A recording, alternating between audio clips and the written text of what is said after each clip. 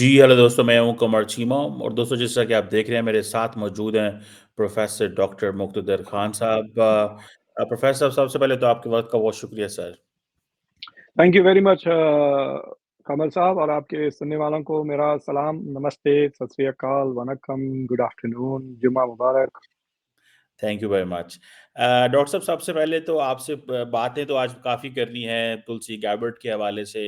उनको काफ़ी ग्रिल किया गया है। मैं तुलसी तेरे क्या गाना है वो? तुलसी तेरे आंगन की। चलिए। तो जी। उनको काफ़ी ग्रिल किया गया। प्रकाश पटेल के हवाले से आपको पता है काफ़ी बातचीत हुई है। ट्रम्प ने ब्रिक्स के हवाले से बड़ी बातें की हैं कि एश्योरेंसेस दो and couple of other things. लेकिन बिफोर दैट मैं चाहता हूँ कि आप हमें ये बताएँ कि ये जो इब्न खल्दून सेंटर की ये वेबसाइट का मैंने लिंक शेयर किया है यहाँ पे आपके नाम के आगे and let me share also ये जो आपने global agenda 2025 memos to the policy makers ये क्या है? ये बड़ी लंबी चौड़ी एफर्ट है आपकी, ज़रा हमें इसके बारे में थोड़ा-सा प्लीज़ एजुकेट करें। तो ये it is a think tank. Think tanks का मकसद ये होता है कि वी हेल्प गवर्नमेंट अंडरस्टैंड कोई प्रॉब्लम्स हो, जो बाज़ think tanks are focused on health मिसाल के तौर पे, तो वो गवर्नमेंट को हेल्थ प्रॉब्लम्स के बारे में समझाते हैं और पॉलिसी रिकमेंड करते हैं।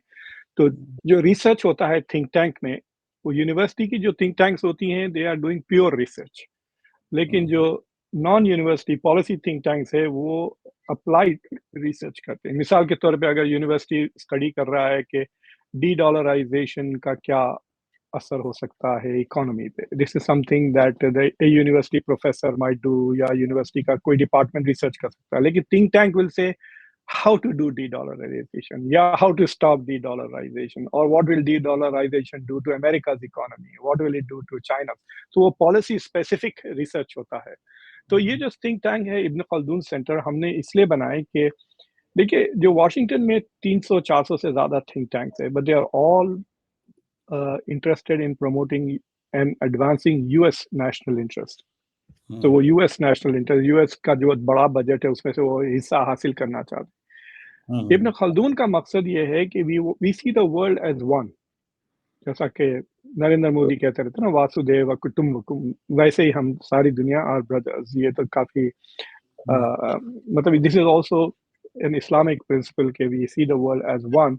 तो हमारी कोशिश ये है कि इस प्रोजेक्ट में, जिसमें मैंने 35 मेमोज छापे हैं written by 35 scholars hmm, from 20 different countries, hmm, जिसमें 7 इंडिया से भी है, गाना से भी है, ब्राज़ील से भी है, रशिया से है, Belarus. So from all over the world हमने 20 स्कॉलर को लेके 35 मेमोज़ कवर किया है। तो इस वी डिस्कस द इश्यू, और बाद लोग ने पॉलिसी रिकमेंडेशन की, पास में नहीं। फॉर एग्ज़ाम्पल साउथ अफ्रीका के स्कॉलर ने फूड इनसिक्योरिटी के बारे में मेमो लिखा। तो ये मतलब ये पाकिस्तान के लिए भी वैलिड है, इंडिया के लिए भी वैलिड है, साउथ अफ्रीका, पूरे अफ्रीकन कंट्रीज के रिलेवेंट है। मैंने हुँ, एक मेमो उसमें लिखा है ऑन डी डॉलराइजेशन किस हद तक हो रहा है। एक हुँ, श्रीलंका की एक स्कॉलर है जिसने लिखा कि साउथ एशिया ग्लोबल कॉन्टेक्स्ट में उसकी क्या नीयत है। I have somebody from Kazakhstan writing about the geopolitics of central Asia. So I have somebody from India writing about Taiwan-China relations. हुँ, मनोज नाम का बच्चा है। तो इस तरह से हमने 35 मेमोज लिखे हैं तो जिसमें 14 मेमोज जियो पॉलिटिक्स के हैं, 11 मेमोज जियो इकोनॉमिक्स के हैं, और 10 मेमोज जियो सोशल और ग्लोबल गवर्नेंस ह्यूमन राइट्स को लेकर हैं। So we have put this things together, और अल्हम्दुलिल्लाह पिछले 3 दिन से ये लाइव है। अभी तक 4,000 लोग विजिट कर चुके हैं। मैं देख रहा था from 62 countries. So this is a global conversation about policy. अब 2-3 चीज़ें हमने इसमें कवर नहीं की इस बार। एनवायरनमेंट पे ज़्यादा तवज्जो नहीं है और टेक्नोलॉजी भी नहीं है। होपफुली जब हम ग्लोबल एजेंडा 2026 करेंगे, then we will expand this, because Ibn Khaldun नया थिंक टैंक है। अभी अंडर स्टाफ्ड हैं हम लोग, सिर्फ 5-6 लोग हैं वहाँ पर। आप जानते होंगे कमरान बुखारी भी मेरे हुँ, साथ काम करते हैं। He help me put this thing together.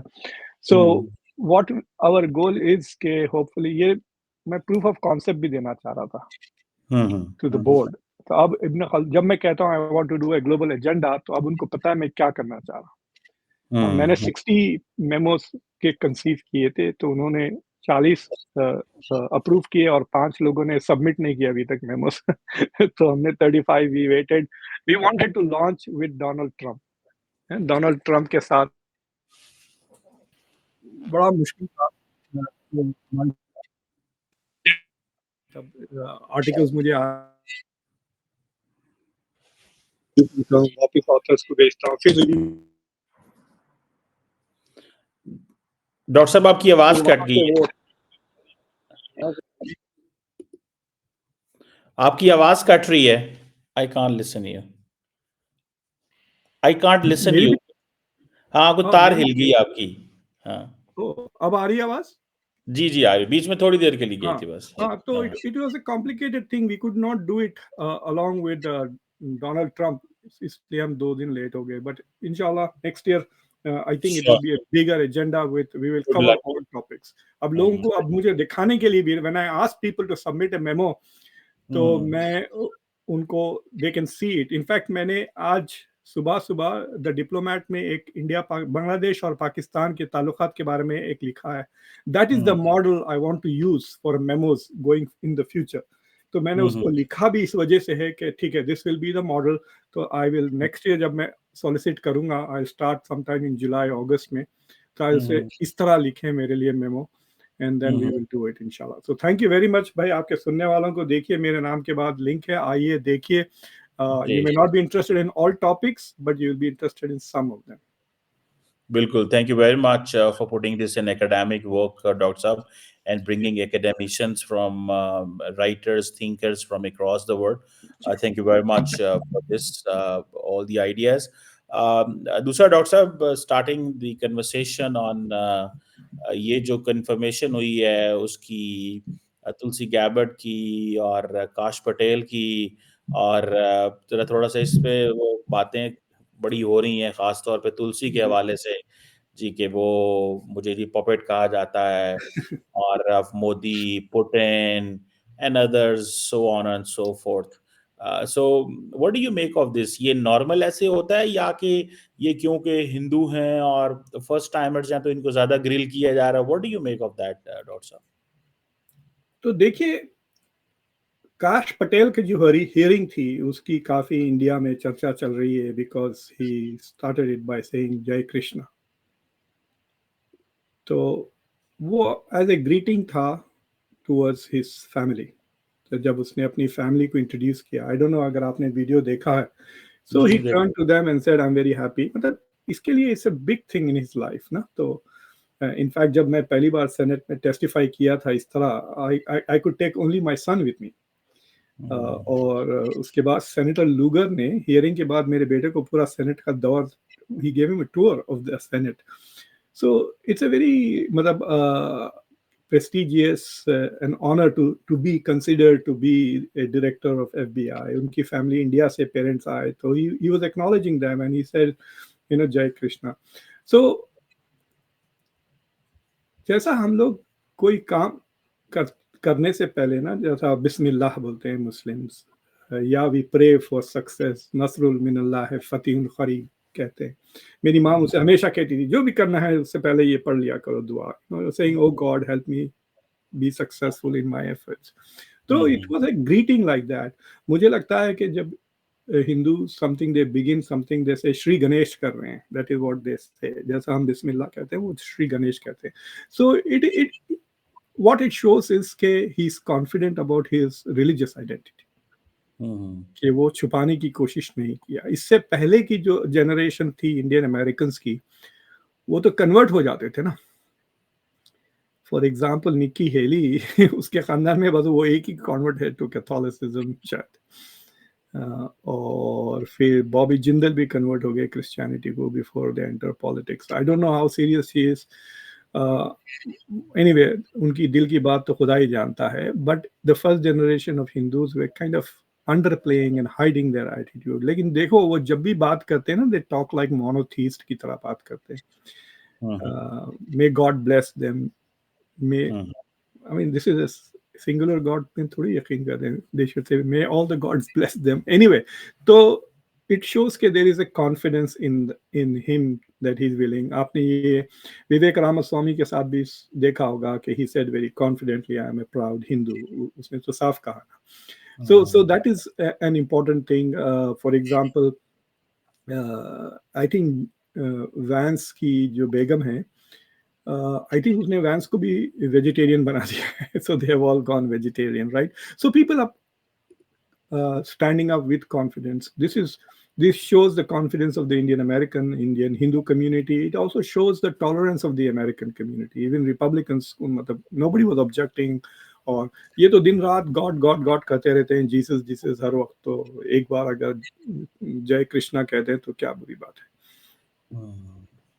बिल्कुल ठीक है। तो ये जो तुलसी गैबर्ट के हवाले से बताइएगा, ये जो बड़ी लंबी चौड़ी वो उसने शोर डाला उनके बारे में, इसकी क्या कहेंगे आप? ये जो हुआ खास तौर पे जो कहती है मुझे पपेट कहा जाता है, why is she being said like this?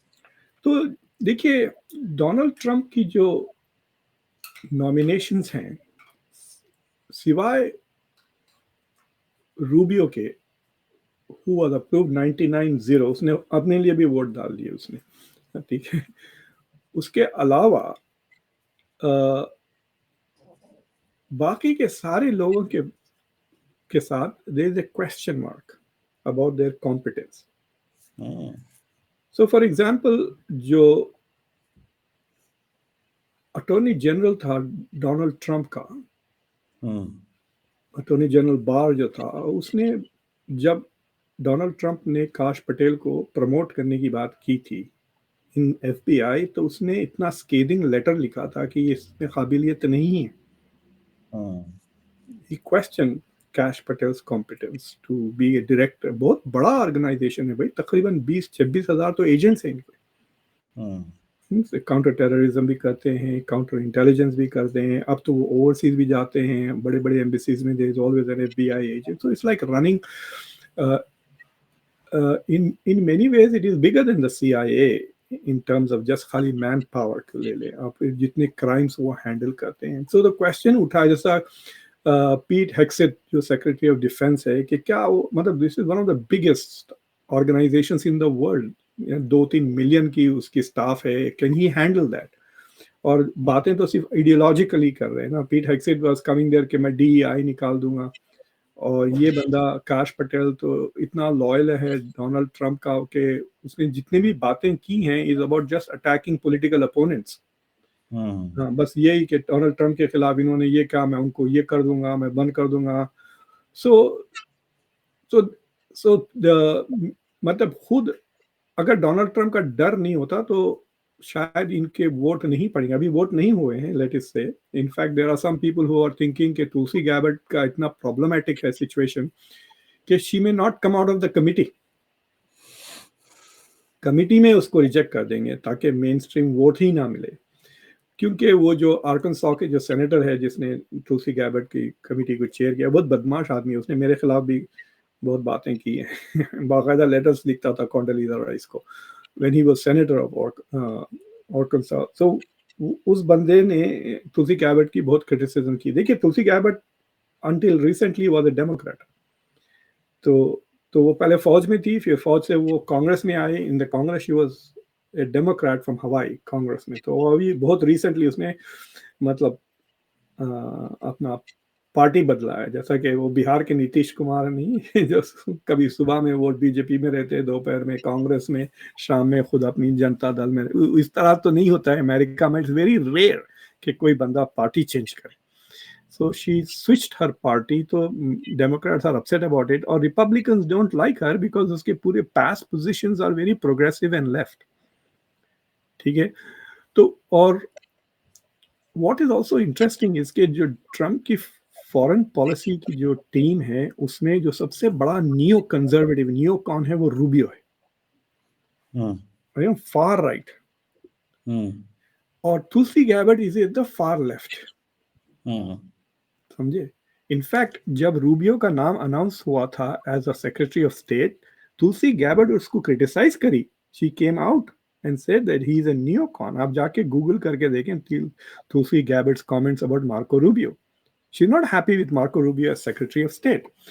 But ये तो नई पार्टी में आई है यार, अभी तो she is just joined. So तो उसकी जो past positions है, for example, she was जो अमेरिका का रोल था सीरिया में वो इसके खिलाफ थी. स्नोडेन जो CIA का जो कॉन्ट्रैक्टर था उसने जो सारे के सारे मतलब डॉक्यूमेंट्स लीक कर दिए थे, याद है आपको, विकीलीक्स को, और रशिया भाग गया.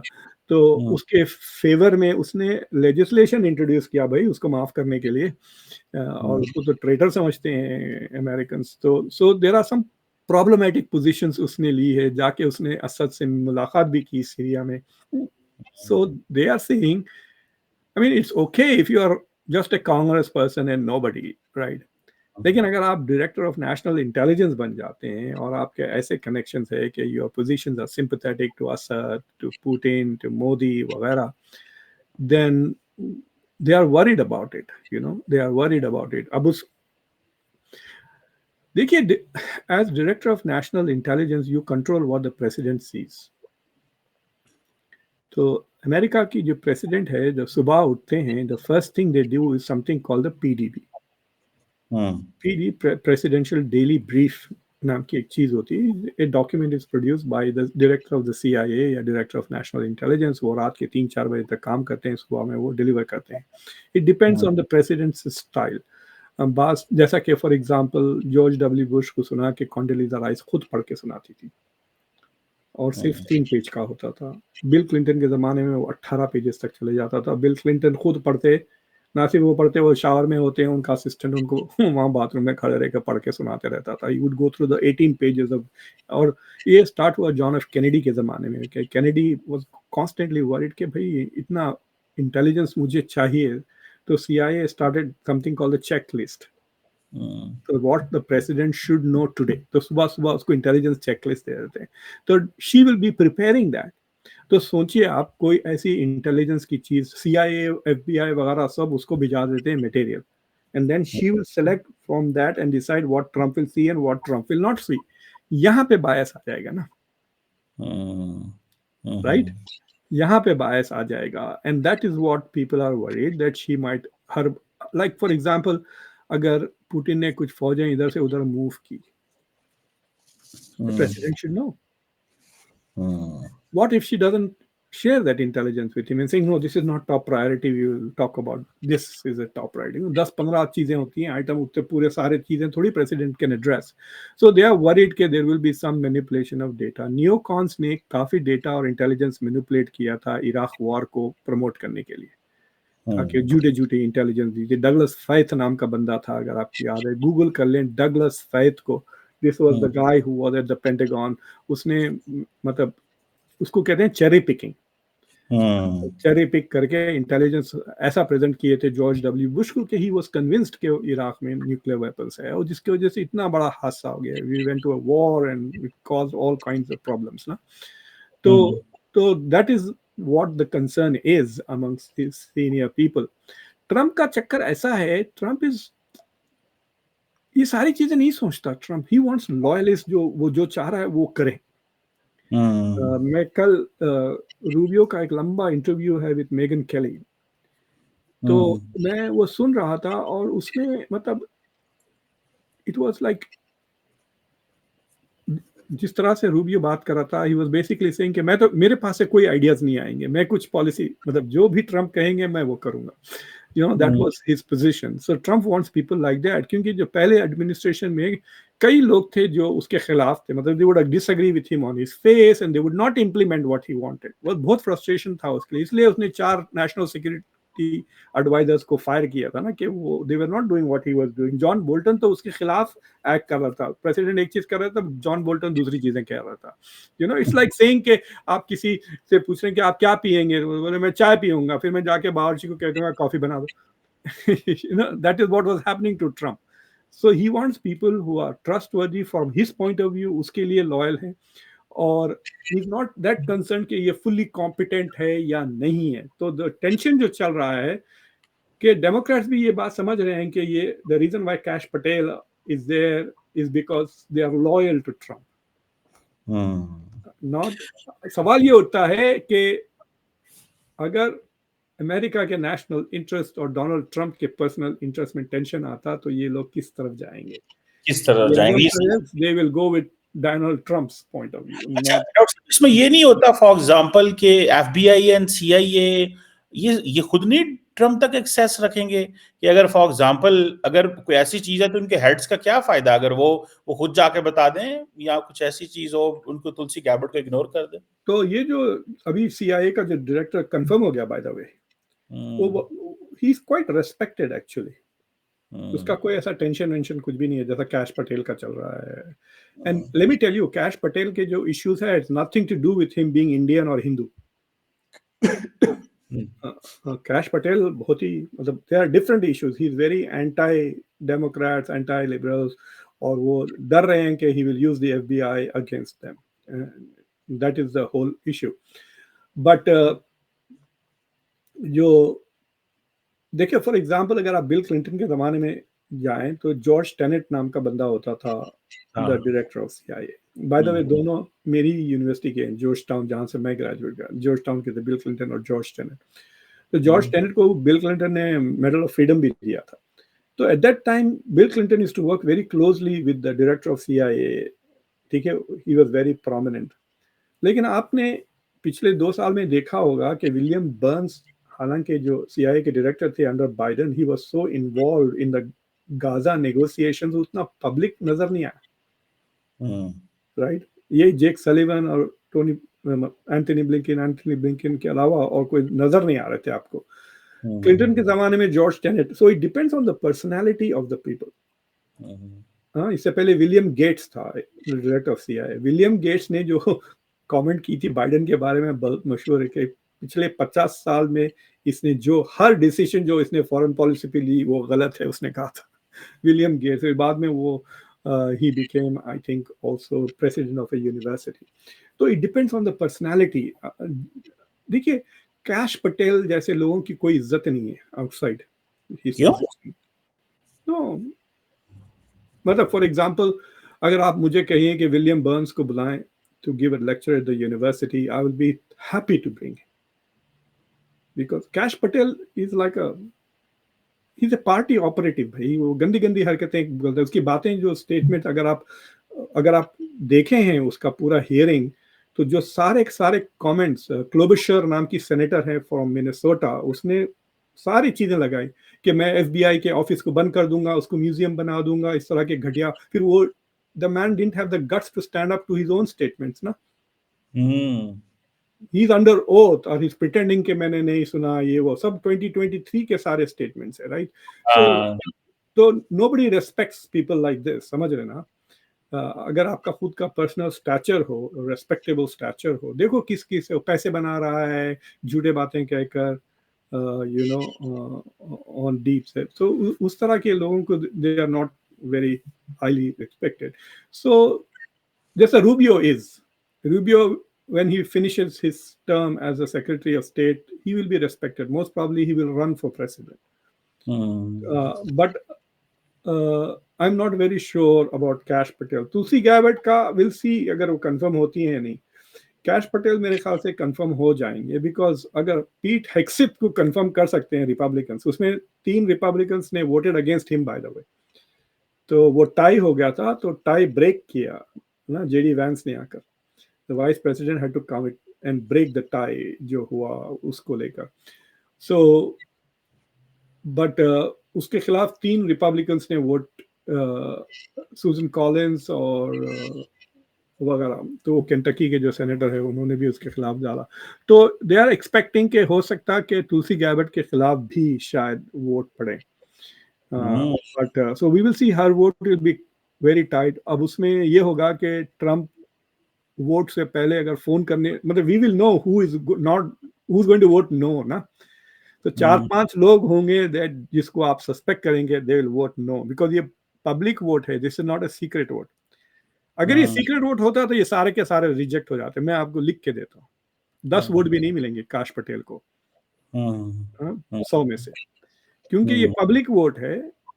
तो हमको पता है कि who are likely to say no, and Trump will make a phone call to all of them. इनसे तुमको मैं नेक्स्ट इलेक्शन में हरवा दूंगा अगर तुम इसको वोट ना डालें। तो मुझे लगता है कि जो लोगों ने सख्ती से बातें की हैं, मतलब डेमोक्रेट्स तो सारे वोट नो करेंगे दोनों के लिए, इसमें कोई शक की बात नहीं, but they don't have number, 47 ही है शायद उनके पास वोट, 47 है, तो 47 नेगेटिव पड़ेंगे, और जो बाकी जो पॉजिटिव वोट्स हैं उसमें अब देखना कितने रिपब्लिकन स्विंग होते हैं। तो कैश पटेल से तो मेरे ख्याल से वो नहीं करेंगे, बट आई थिंक तुलसी गैबर्ट के चांसेस है कि she may lose the vote, will see what happens. अभी तक कोई कैंडिडेट हारा नहीं है, एक विड्रॉ किया गया था मैट गेट्स को, अगर आपको याद है, he was appointed as attorney general and उसको विड्रॉ कर लिया था डोनाल्ड ट्रंप ने। तो अभी तक तो वोट में कोई फेल नहीं हुआ, इट्स वेरी रेयर एक्चुअली, पता है कि अमेरिका का ट्रेडिशन है कि प्रेसिडेंट इलेक्शन जीत के आए and he deserves the cabinet that he wants. बिल्कुल। अच्छा, एक दो पॉइंट है डॉक्टर साहब, एक तो मैं ट्रंप ऑन ब्रिक्स बात करना चाहता हूँ, लेकिन उससे पहले एक सवाल है। कल मैं डॉक्टर जयशंकर को सुन रहा था, वो कह रहा था यार ट्रंप के जो है ना वो तो ऐसे हमारे लिए आउट ऑफ सिलेबस क्वेश्चन आ गए। So how do you see this statement of Jaishankar? कल कुछ स्टूडेंट्स उनको कह रहे थे, बात कर रहे थे, तो उन्होंने कहा कि he is basically an American nationalist, लेकिन उन्होंने ये कहा कि ये आउट ऑफ सिलेबस क्वेश्चन है हमारे लिए।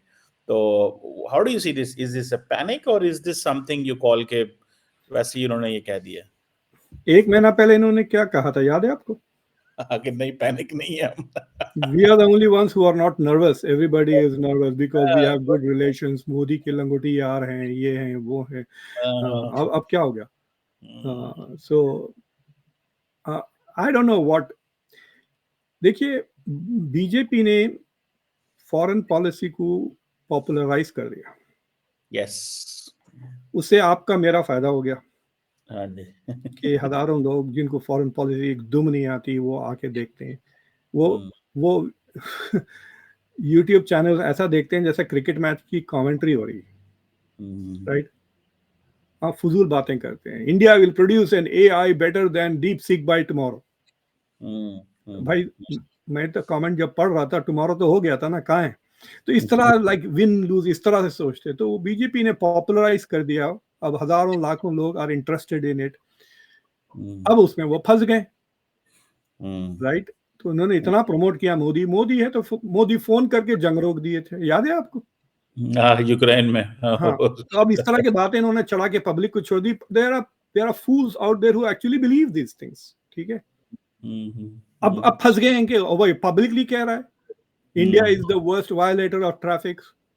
हाँ, वो बोल रहे। आपको पता है, आप अगर आपके जो अक्लमंद समझदार लोग हैं उनको मैं एक थॉट एक्सपेरिमेंट देता हूँ, ठीक है? कि जाइए गूगल में, आप टाइम सेलेक्ट कर सकते हैं सर्च करने के लिए, ठीक है? लाइक यू कैन से के search from October 1st 2000 to October 30 2000, तो वो करंट चीजें निकाल के बस उस तो पुतिन की मुलाकात मोदी के साथ हुई थी, याद है? इंडिया आए थे वो बिफोर द वॉर, यूक्रेन की जंग शुरू होने से 3-4 महीने पहले वो इंडिया आए थे, और उस वक्त के आप आर्टिकल्स निकाल के इंडिया की मीडिया में पढ़ें कि क्या डिस्कस किया था मोदी और पुतिन ने। It was de dollarisation, rupee rouble trade की बात की थी। उस जमाने में इंडिया और रशिया का जो ट्रेड होता था कुछ $7-8 बिलियन था, it was not a big deal. So why were they talking about rupee rouble trade? Because Putin को पता था कि मेरे पे सैंक्शंस लगने वाले हैं अगर मैं घुसा तो यूक्रेन में, राइट? तो उस जमाने से this talk of de dollarisation चल रहा है, और ये डी डॉलराइजेशन को इतना चढ़ा दिए हैं इंडिया में। आपने गौर किया होगा कि there will be lot of ये अंधभक्त आके बोलते हैं America is powerful only because of dollar. वो समझते हैं खाली डॉलर की वजह से अमेरिका पावरफुल है।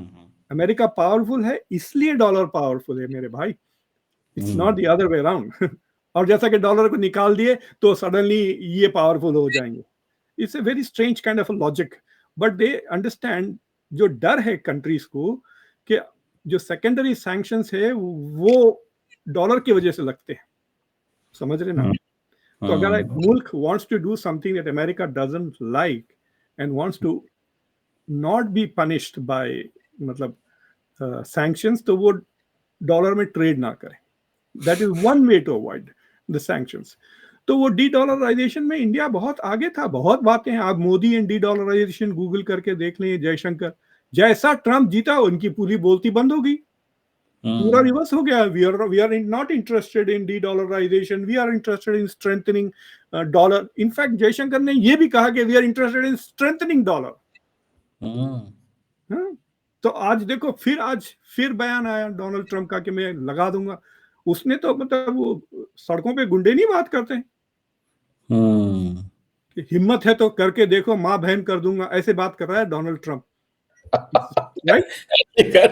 आज जो वो कह रहा है कि if anybody tries to hurt the dollar I will cut them off from the American economy. साफ कह रहा है, टैरिफ वो 100% लगा देगा, उससे भी ज्यादा लगा देगा, because he thinks he will win.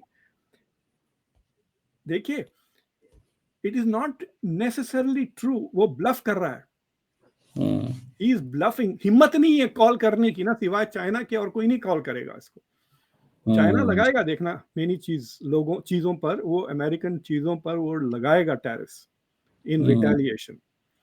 और काफी डिवर्सिफाई हो गए हैं उसके एक्सपोर्ट्स चाइना के, but nobody else is responding back.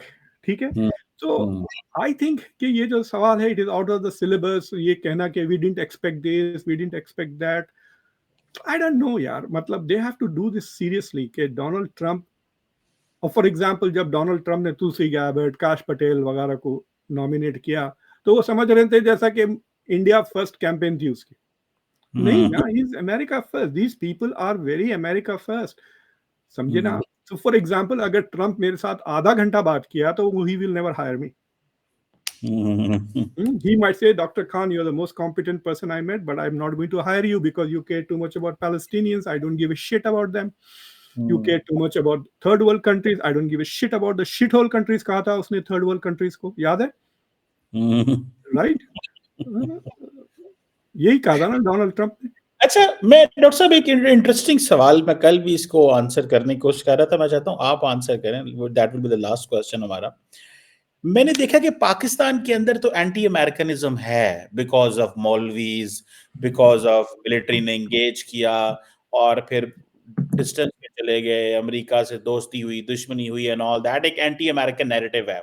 But the question is, why there is an anti-American narrative within India? Well, America और इंडिया की तो बड़े स्ट्रेटेजिक पार्टनरशिप है, इतने अच्छे ताल्लुकात होने की बुनियाद पे, बट सोसाइटल लेवल पे एक जो स्टूडेंट्स हैं वो सवाल करते हैं कि ट्रंप हमारा दोस्त है, हमारा दुश्मन है, अमेरिका हमारा दुश्मन क्यों है? Why do you think there narrative is there? या कि आप समझ रहे हैं कि I am over reading, या कि आप समझते हैं ये है? देखिए, छोटे बच्चों के साथ इंटरेक्ट किए हैं आपने कभी? जी। मैंने ऐसे छोटे बच्चे, 2-3 महीने 4 महीने के बच्चे, बाज लोगों की गोद में वो रोना शुरू कर देते हैं, बाज के गोद में वो खुश हो जाते हैं। सो छोटे बच्चे, कुत्ते भी, they have this instinct as to who is against me and who is not against me, समझे ना? अगर आपके दिल में जेन्युइनली प्यार है वो बच्चे की तरफ, और उस प्यार से आप वो बच्चे को उठा रहे हैं, वो बच्चा सेंस कर लेता है। अगर आप तकल्लुफन मतलब कर रहे हैं, लाइक सोशल रीजन, वो बच्चा समझ आता है कि यार ये सिंसियर नहीं है, राइट? सो इंडियंस अंडरस्टैंड के अमेरिका की जो ओवरचर्स है towards India, they are not sincere. ये इस्तेमाल करने वाले। देखिए, इंडिया में बहुत पढ़े लिखे लोग हैं, there is a large number of educated people. कितने लोग देखते हैं हमारी चैनल्स पाकिस्तान से? 6%, 4%, 5%। जब मैं पाकिस्तान पे शो करता हूँ तो आज तक 12% से ज़्यादा नहीं गया। पहले मैं उर्दू में भी लिखता था, अब तो मैं वेस्ट भी नहीं करता हूँ टाइम, मेरा 10 मिनट लग जाते हैं वो उर्दू में टाइटल लिखने में, because 5-6% they cannot handle sustained sophisticated dialogue for more than 5 minutes, इसलिए व्हाट्सएप पे चलते रहते हैं या इंस्टाग्राम पे चलते रहते। इंडिया में पढ़े लिखे हजारों लोग हैं, so they can watch for half an hour a sophisticated discussion. History से ताल्लुक है, they know what role India played in 19 US played in 1971। उनको पता है कि अमेरिका ने कई मुल्कों को यूज एंड थ्रो किया है। इराक को देखो आप कैसा यूज किया, सद्दाम हुसैन को, ईरान के खिलाफ जंग लड़ा दिया, 8 साल उसके बाद डंप कर दिया। आई मीन अब देखो डोनाल्ड ट्रंप ने जो वार्निंग दी है इजिप्ट और जॉर्डन को, मैंने उस पर एक्चुअली एक शो किया है जस्ट नाउ, सेइंग कि आप फलस्तीनियों को ले लें वरना वरना वो एड कार्ड देंगे ना। ये 1.7 बिलियन जाता है जॉर्डन को, 1.6 बिलियन जाता है इजिप्ट को। They are the second and the third biggest recipient. In fact Egypt और जॉर्डन की एड मिला दिए तो it is equal to aid to Israel. तो वो तो नाचेंगे ना उसके निशानों पे। So they know ultimately the US is about US national interest, and if it is reaching out to you it will use you. That is the reason why India में anti Americanism नहीं है, India में suspicion है US का। पाकिस्तान में anti Americanism, ठीक है। और उसका सबसे अच्छा मिसाल आपको इमरान खान इमरान खान ने जितना एंटी अमेरिकनिज्म बढ़ाया है पाकिस्तान में, देखिए 20 आज भी 25-25 30-30 साल से पाकिस्तानी अमेरिकन अमेरिका में है, दे आर सक्सेसफुल वगैरह, but their rhetoric is anti American.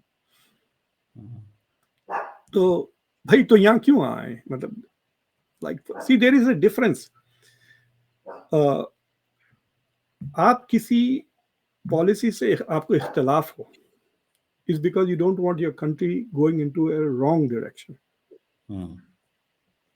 right? या तो आपका डिफरेंट विजन है कि अमेरिका का क्या रोल होना चाहिए। जैसा I have a vision of what should be America's role in the world, and when I see American government going in the different direction मैं क्रिटिसाइज करता हूँ, right? That is not anti Americanism, that is anti-specific policy या anti-specific precedent या anti-specific concept strategy।